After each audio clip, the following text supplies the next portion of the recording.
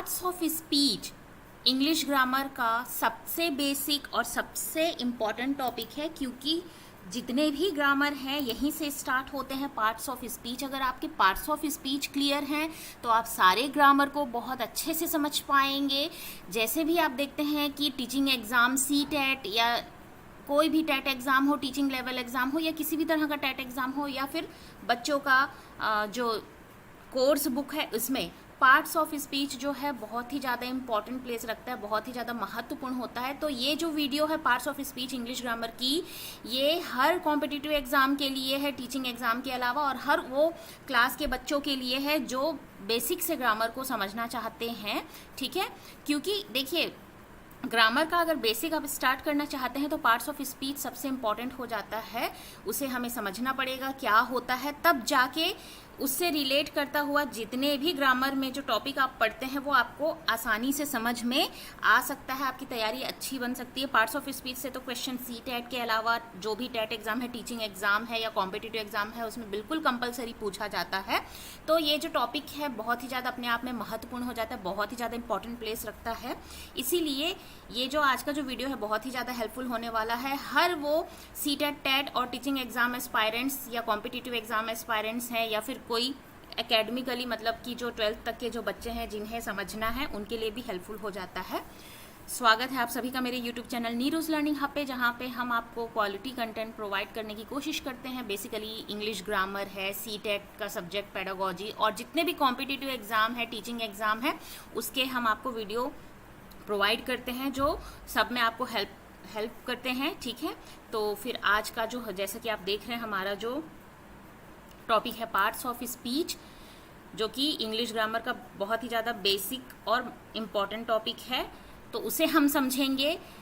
मैं आपको पूरे मतलब एक एक डेफिनेशंस के साथ बच्चों की तरह जैसे हम बच्चों को पढ़ाते हैं वैसे नहीं पढ़ाऊंगी, सेंटेंस के माध्यम से, सेंटेंस के थ्रू हम समझेंगे पार्ट्स ऑफ स्पीच क्या होता है। पहले हम समझ लेंगे क्या क्या पार्ट्स ऑफ स्पीच होते हैं, क्या होते हैं, उसके बाद हम सेंटेंस में ही देखेंगे ताकि हमारी जो अंडरस्टैंडिंग है वो और अच्छी हो। चलिए देखते हैं। आगे बढ़ने से पहले कुछ मेरे बारे में। मेरा नाम है निर्मला साहू, मैंने बीएड में टॉप किया हुआ था, सी-टेट पेपर 1, पेपर 2 मैंने सेल्फ स्टडी से क्वालिफाई किया हुआ था। As a PGT English teacher मुझे कई सालों का टीचिंग में एक्सपीरियंस है। चलिए देखते हैं। पार्ट्स ऑफ स्पीच आप देख सकते हैं, ठीक है, जो कि ग्रामर का बहुत ही ज़्यादा बेसिक पार्ट है, और इस इनिशियल में इसे करवाना बहुत इंपॉर्टेंट है ताकि जो नेक्स्ट आप ग्रामर करें वो उसमें आपकी अंडरस्टैंडिंग मजबूत हो। पार्ट्स ऑफ स्पीच जो होते हैं बेसिकली 9 पार्ट में डिवाइड होते हैं। ठीक है, 9 पार्ट्स ऑफ स्पीच होते हैं, जैसा आप यहाँ पे देख सकते हैं।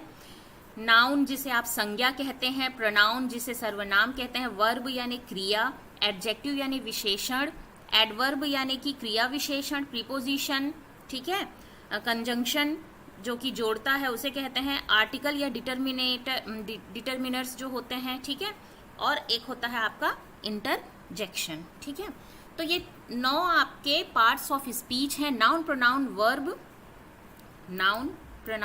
Verb, adjective, adverb, preposition, conjunction, article and determiners, and interjection. ठीक है, तो ये इस तरह से 9 है। बेसिकली कहीं कहीं पे आप देखेंगे कि 8 पार्ट ऑफ स्पीच बताया जाता है, जिसमें ये जो आर्टिकल और डिटर्मिनर है ना वो इंक्लूड रहता है सेंटेंस के साथ, उसको अलग नहीं किया जाता है। बट अगर ये भी बहुत महत्वपूर्ण है इसे समझना कि आर्टिकल या डिटर्मिनर्स किसे कहते हैं, इसीलिए इस तरह से मिला के ये 9 पार्ट्स ऑफ स्पीच हो जाते हैं। ठीक है, बट कहीं कहीं जगह पे 8 ही बताया जाता है। उसका कारण यही है कि ये सेंटेंस में ही इंक्लूड रहता है, उसको अलग से नहीं बताया जाता है, उसी में ही इंक्लूड रहता है।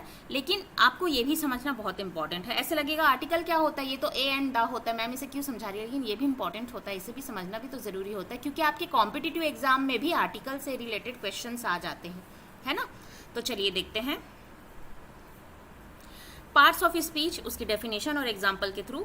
नाउन जिसे हम संज्ञा कहते हैं, तो बच्चों को जब हम पढ़ाते क्या होता है, नेम, प्लेस, एनिमल जो थिंग होते हैं वो नाउन होते हैं, मतलब कि नेमिंग वर्ड जो, ठीक है, नेमिंग वर्ड होते हैं उसे हम नाउन कहते हैं। Word use to identify any of class, any of class मतलब चाहे वो लोग हो, पीपल हो, प्लेस हो, थिंग हो, या फिर पर्टिकुलर किसी चीज का, पक्षी हो या जानवर हो उसके बारे में हो, या फिर कोई ऑब्जेक्ट हो, उसे हम नाउन कहते हैं। एग्जाम्पल डॉक्टर, डॉक्टर किसका क्लास है? पर्सन लोग का क्लास है, मतलब जो डॉक्टर होते हैं, ठीक है। तो व्यक्ति हो गया, डॉग यानी एनिमल, सिटी यानी कि शहर या प्लेसेस, बुक यानी कि ऑब्जेक्ट या थिंग। तो ये आपका नाम को आइडेंटिफाई करता है, इसीलिए हम इसे नाउन कहते हैं। प्रोनाउन क्या होता है? सर्वनाम। नाउन के बदले में लगता है जो, a word that is used in place of noun. Noun के बदले जो लगता है वो प्रोनाउन है। जैसे कि राम, सीता, गीता, नाम न लेके बार बार एक सेंटेंस में अगर राम के बारे में बताया गया है, राम एक अच्छा लड़का है, वह स्कूल जाता है, या फिर कोई लड़की के बारे में है, उसके बारे में बार बार उसका नाम लिया जा रहा है, तो बार बार उस नाम को, रिपीटेशन को हटाने के लिए हम प्रोनाउन का इस्तेमाल करते हैं, यानी कि सर्वनाम का इस्तेमाल करते हैं। तो उसी को हम प्रोनाउन कहते हैं। जैसे कि मेरा नाम है निर्मला, तो मैं बार बार अपने बारे में बताऊंगी आपको, तो निर्मला निर्मला कितने बार बोलूंगी, इसीलिए मैं बोलूंगी आई। अगर आपका कोई स्पेसिफिक नाम है कोई भी, ठीक है, जैसे कि रोहन, तो रोहन रोहन ना रिपीट करके एक बार बताने के बाद यू है ना, ही शी, इस तरह से यूज करते हैं। इट, अब कहीं पे कोई सेंटेंस है, इट मतलब कैट के बारे में बोल रहे हैं, तो बार बार एक बार कैट आपने बता दिया, बार बार कैट ना बोलना पड़े, इसलिए इट का इस्तेमाल करते हैं, ठीक है।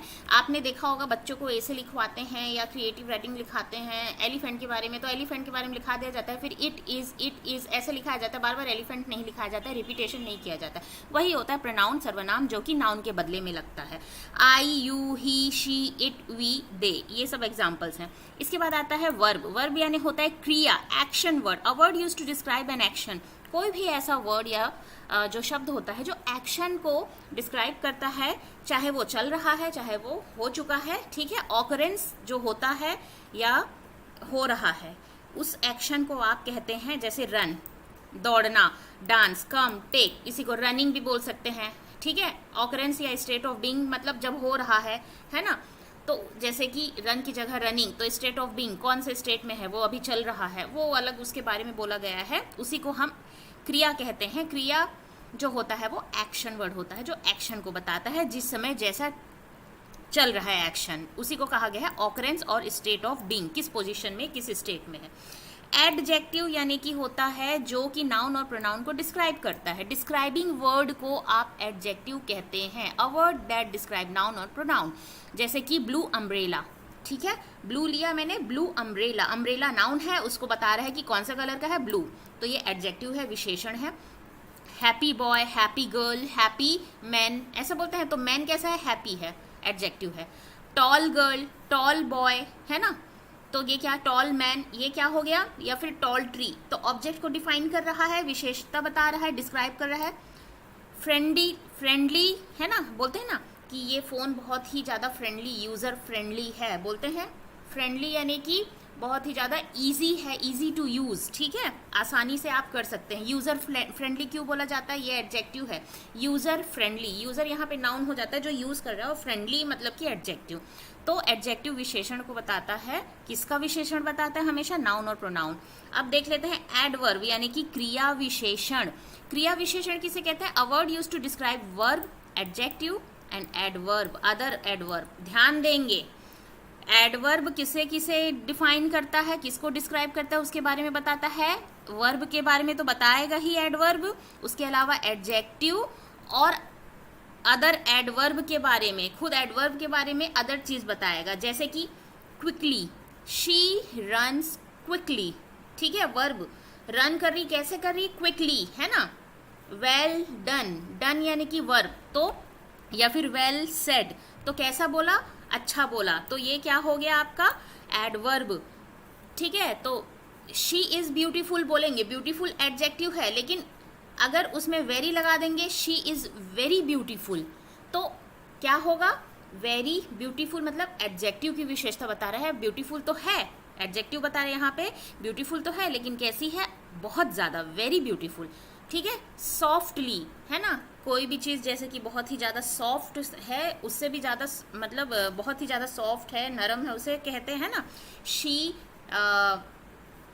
क्या बोलना चाहिए, जैसे सॉफ्टली के लिए अगर इस्तेमाल किया जाए तो she press the button very gently या very softly, her voice is very soft, या फिर शी सेंग सॉफ्टली, इस तरीके से बोलते हैं।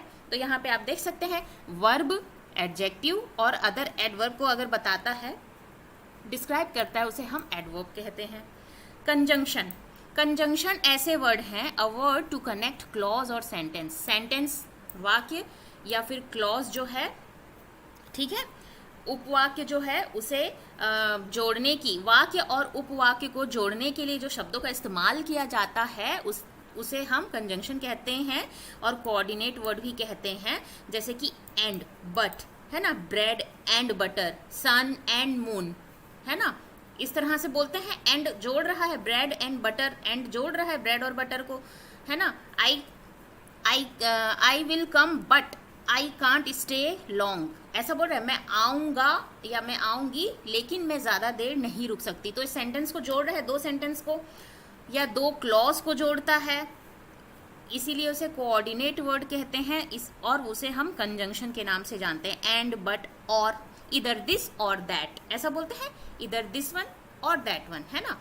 और येट यानी अभी तक होता है, येट, सो, ये सब कंजंक्शंस होते हैं, ठीक है। प्रीपोजिशन की बात की जाए तो प्रीपोजिशन क्या होता है, रिलेशनशिप को बताता है कोई भी चीज़ का, कि उसकी पोजीशन कहाँ है, उस जहाँ पर है उसका रिलेशनशिप क्या है। जैसे a word use to show the relationship between noun और pronoun and other words in sentence, sentence में कौन से वर्ड कहाँ पर हैं, कौन से वर्ड मतलब बेसिकली नाउन, प्रोनाउन और अदर वर्ड जो है उसके जो रिलेशनशिप को बताता है, इसे प्रीपोजिशन कहते हैं। मतलब कि बेसिकली ये उसके रिलेशनशिप को बताता है और बताता है कि वो किस जगह पे और कैसे है। जैसे इन, ऑन, एट, विथ, बाय, ठीक है। जैसे कि the plate is on the table, on मतलब ऊपर, तो रिलेशनशिप बता रहे हैं प्लेट कहाँ पर है और कैसा है, किस पोजीशन पे है, ठीक है। The girl was in the car या इन द रूम, मतलब घर के अंदर है, ऐसा बता रहे हैं, ठीक है। तो इन पोजीशन और जगह को बता रहा है, ठीक है। तो उसके बीच का रिलेशनशिप, कोई भी जो नाउन है, प्रोनाउन है या कोई भी वर्ड है, उसके बीच का जो रिलेशनशिप होता है उसे बताता है कि वो कहाँ और कैसे है, उसे हम कहते हैं प्रीपोजिशन। उसके बाद आता है आपका इंटरजेक्शन। इंटरजेक्शन क्या है, वर्ड और phrase use to express strong emotion, strong जो इमोशंस है जो उसको एक्सप्रेस करता है, एक्सप्रेसिव वर्ड कहा जाता है, जो स्ट्रॉन्ग इमोशन को एक्सप्रेस करता है उसे हम इंटरजेक्शन कहते हैं। जैसे ओ, वाओ, आउच, हुर्रे, ऐसा बोलते हैं ना, hurray we won the match, ouch I got hurt, wow so beautiful, oh you don't know that, ऐसा हम बोलते हैं सरप्राइजिंगली, मतलब स्ट्रॉन्ग जो फीलिंग है उसको एक्सप्रेस करते हैं, ठीक है। उसके बाद आता है डिटर्मिनर, जिसमें आर्टिकल भी होता है ना, ए एंड द भी होता है यहाँ पे। तो डिटर्मिनर्स और आर्टिकल है एक जो 9th आपका पार्ट ऑफ स्पीच है। Word that come before noun to show how the noun is being use, noun के पहले हमेशा आएगा डिटर्मिनर और कैसे उस नाउन का इस्तेमाल किया जा रहा है उसे बताता है। जैसे कि the, some, my, this, that, ये जो है ना ये आपके डिटर्मिनर हैं, वो बताते हैं कितना, किस अमाउंट में और कैसे नाउन को डिफाइन करते हैं, किस तरह से इस्तेमाल किया जा रहा है नाउन को, इसे वो बताते हैं, उसे हम डिटर्मिनर कहते हैं, ठीक है। तो चलिए थोड़ा एग्जाम्पल देख लेते हैं। जैसे कि एक सेंटेंस है, she likes big snake but I hate them, एक ये सेंटेंस है, she likes big snake but I hate them. अब यहाँ पे आप देख सकते हैं शी प्रोनाउन है, लाइक्स वर्ब है, हेल्पिंग वर्ब है, हालांकि सॉरी ये तो मेन वर्ब है, सॉरी, लाइक्स यानी कि वर्ब है, बिग एडजेक्टिव है और स्नेक नाउन है। यहाँ पर कंजंक्शन किसे जोड़ रहा है, बट से, आई अगेन प्रोनाउन और हेट जो है वर्ब है और देम यानी अगेन प्रोनाउन। तो यहाँ पे आप देख सकते हो कि उसे बड़े स्नेक पसंद है लेकिन मुझे उनसे नफरत है, मैं उन्हें पसंद नहीं करती, ठीक है। लेकिन बट यहाँ पे देख सकते हैं आप दो सेंटेंस है, उस हमने पढ़ा था कंजंक्शन जो है दो क्लॉज या दो सेंटेंस, इन दोनों को जोड़ता है। अब क्लॉज और सेंटेंस में क्या फ़र्क है इसकी मैं डिटेल वीडियो बनाऊंगी, अभी यहाँ पे समझाऊंगी तो थोड़ा सा आपको बहुत ज़्यादा केओस हो जाएगा, समझ में नहीं आएगा, कन्फ्यूजन क्रिएट होगा। क्लॉज भी सेंटेंस होता है जिसमें सब्जेक्ट और वर्ब होता है, सेंटेंस में तो कंप्लीट सब्जेक्ट वर्ब ऑब्जेक्ट होता है, कंप्लीट सेंस बनाता है सेंटेंस, ठीक है, कंप्लीट होता है अपने आप में। क्लॉज क्या होता है, सिर्फ सब्जेक्ट और वर्ब होता है, ठीक है, उसके मीनिंग निकलते हैं लेकिन कभी कभी वो बिल्कुल कंप्लीट नहीं होता है, ठीक है, उसे हम क्लॉज कहते हैं। तो कोई भी दो क्लॉज या सेंटेंस को जोड़ता है वो कंजंक्शन होता है। तो यहाँ पे देखिए, यहाँ पे आप देख सकते हैं आई लाइक बिग स्नैक्स।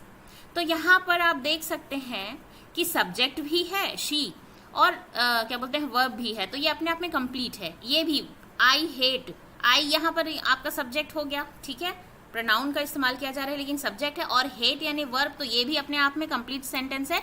तो ये दो सेंटेंस को जोड़ रहा है, तो बट का इस्तेमाल किया गया है कंजंक्शन का। यहाँ पे आप देख सकते हैं शी प्रोनाउन है, यहाँ पे देम प्रोनाउन है, लाइक्स वर्ब है, हेट वर्ब है, बिग यानी कि कैसा है स्नेक, बड़ा है, एडजेक्टिव बता रहा है, स्नेक यानी नाउन है। तो यहाँ पे आप देख सकते हो pronoun verb adjective noun conjunction again pronoun verb noun, ये इस्तेमाल हुआ है, इतने पार्ट ऑफ स्पीच इस्तेमाल हुए हैं। नेक्स्ट हम देखते हैं जहाँ पे इंटरजेक्शन, कंजंक्शन, डिटर्मिनर सबका इस्तेमाल हुआ है, प्रीपोजिशन का भी इस्तेमाल हुआ है, ठीक है।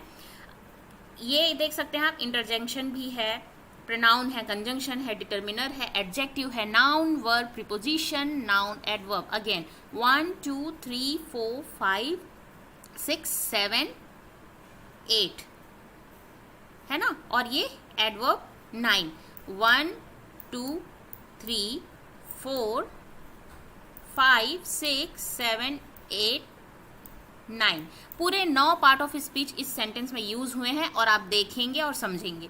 वेल मतलब कि वेल बोला गया है, इंटरजेक्शन जैसे कि बताया स्ट्रॉन्ग फीलिंग को एक्सप्रेस करते हैं। She pronoun and conjunction, well she and my young John walk to the school slowly, मतलब वेल एक फीलिंग स्ट्रॉन्ग फीलिंग एक्सप्रेस करते हुए कोई कह रहा है कि शी मतलब कि वो और मेरा यंग जॉन कहाँ जाते हैं, स्कूल जाते हैं, स्लोली वॉक करके। अब इस सेंटेंस में आप देख सकते हैं कि पूरे 9 पार्ट ऑफ स्पीच का इस्तेमाल हुआ है ना।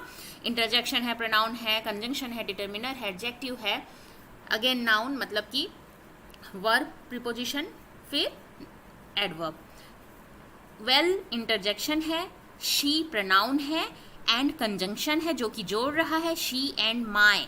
माय यहाँ पर डिटर्मिनर है क्योंकि determiner this that those the my, ये क्या होता है आपका डिटर्मिनर होता है, बताता है, ठीक है, किसके बारे में बताता है, नाउन किस तरीके से यूज हो रहा है। तो यहाँ पे नाउन से पहले इस्तेमाल होता है डिटर्मिनर, तो यहाँ पे नाउन आप देख सकते हैं ये क्या है, नाउन क्या है, जॉन है ना, और उससे पहले एडजेक्टिव का इस्तेमाल होता है। हमेशा एडजेक्टिव आप जानते हैं नाउन से पहले इस्तेमाल होता है और डिटर्मिनर भी नाउन से पहले इस्तेमाल होता है। यहाँ पे ये एडजेक्टिव है, जॉन कैसा है, यंग यानी कि जवान है ना, या फिर बहुत कम उम्र का, ठीक है, नौजवान। Young John walk to the school slowly, मतलब यहाँ पे क्या बोल रहे कि मैं और मेरा sorry she and my young John walk to the school slowly. Slowly मतलब एडवर्ब है, क्यों, क्योंकि ये बता रहा है वर्ब कैसे वॉक कर रहा है, वर्ब को डिफाइन कर रहा है, कैसे जा रहा है, कैसे वॉक करके जा रहा है, बहुत स्लोली जा रहा है, ठीक है। तो ये एडवर्ब को डिफाइन ये वर्ब को डिफाइन कर रहा है, एडवर्ब स्लोली जो है वो वर्ब वॉक को डिफाइन कर रहा है।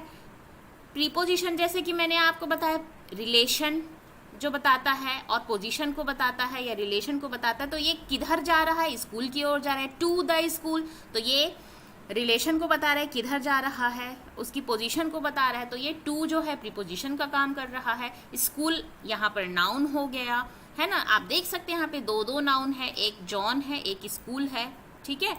और कंजंक्शन देख सकते हैं, एंड है, प्रोनाउन आप देख सकते हैं, शी प्रोनाउन है यहाँ पर, इंटरजेक्शन वेल है, एडजेक्टिव यहाँ पे यंग है, कैसा है, यंग मतलब कि उसकी विशेषता बता रहा है जॉन की।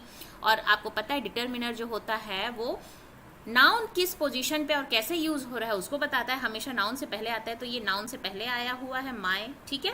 और एडवर्ब जो है वो वर्ब, एडजेक्टिव या अदर एडवर्ब को बताता है, तो यहाँ पे ये वर्ब को डिफाइन कर रहा है, कैसे वॉक करते हैं, स्लोली वॉक करते हैं, ऐसा बोल रहा है। तो आई होप आपको ये क्लियर होगा, ठीक है, जो भी समझाने की मैं आपको कोशिश कर रही हूँ। स्टिल अगर कोई डाउट हो तो कमेंट करके ज़रूर पूछिएगा। और एक एक करके जो पार्ट ऑफ स्पीच है, जैसे कि नाउन है, प्रोनाउन है, और एडवर्ब, एडजेक्टिव, ये सब जो है उसकी सेपरेट मैं वीडियो लाऊंगी बहुत सारे एग्जाम्पल्स के साथ और क्वेश्चन के साथ, ताकि हमारी अंडरस्टैंडिंग उसमें और अच्छी हो और हमारे एग्जाम्पल के थ्रू हम उसे बहुत अच्छे से समझ सकें। ठीक है, अब ये नेक्स्ट क्वेश्चन देख लेते हैं। एक और क्वेश्चन दिया हुआ है, वेल यहाँ पे आप देख सकते हैं, well I left angrily because of several insults. Well यहाँ पे इंटरजेक्शन है, आप देख सकते हैं जैसे, ठीक है। आई यहाँ पे क्या हो गया, आई यहाँ पे प्रोनाउन हो गया, ठीक है, ये इंटरजेक्शन हो गया। लेफ्ट यानी कि वर्ब है, वहां से चला गया। एंग्रीली यहाँ पे एडवर्ब का इस्तेमाल हो गया, ठीक है। लेफ्ट क्योंकि कैसे उसने छोड़ा, गुस्से में छोड़ा, बता रहा है कि उसने छोड़ा, वर्ब के बारे में बता रहा है कैसे छोड़ा उस जगह को, गुस्से में छोड़ा, एंग्रीली। बिकॉज यहाँ पर आपका क्या है, कंजंक्शन है। ऑफ क्या है, प्रीपोजिशन है, ठीक है। सेवरल क्या है, डिटरमिनर है आपका, ठीक है, डिटरमिनर है। सेवरल इंसल्ट क्या है यहाँ पर, नाउन, और ये कैसा नाउन है, एब्स्ट्रैक्ट नाउन है, ठीक है। कॉमन नाउन, एब्स्ट्रैक्ट नाउन होता है ना, तो ये नाउन की जो वीडियो में लेकर आऊंगी, डिटेल वीडियो लाऊंगी। नाउन के टाइप्स होते हैं ना, common noun, proper noun, abstract noun, क्या क्या होते हैं उसे हम समझाएंगे। तो यहाँ पर ये एब्स्ट्रैक्ट नाउन का काम कर रहा है इंसल्ट्स। तो यहाँ पे आप देख सकते हैं इंटरजेक्शन, ठीक है, प्रोनाउन, वर्ब, एडवर्ब, कंजंक्शन, और यहाँ पे ये आप देख सकते हैं प्रीपोजिशन, डिटरमिनर और नाउन, ये सब इस्तेमाल हुआ है इस सेंटेंस में। ठीक उसी तरह यहाँ पे भी आप देख सकते हैं, wow his monkey really jump so high up. यहाँ पे आप देख सकते हैं वाओ मतलब इंटरजेक्शन, हिज यानी pronoun, monkey noun, really adverb है ना, एडवर्ब, जंप वर्ब, ये जो जंप है एडवर्ब आपको पता है, वर्ब को बताता है, एडजेक्टिव को बताता है, और अनदर एडवर्ब मतलब एडवर्ब की और विशेषता बताता है, ठीक है। कई बार दो एडवर्ब का इस्तेमाल होता है इसी वजह से।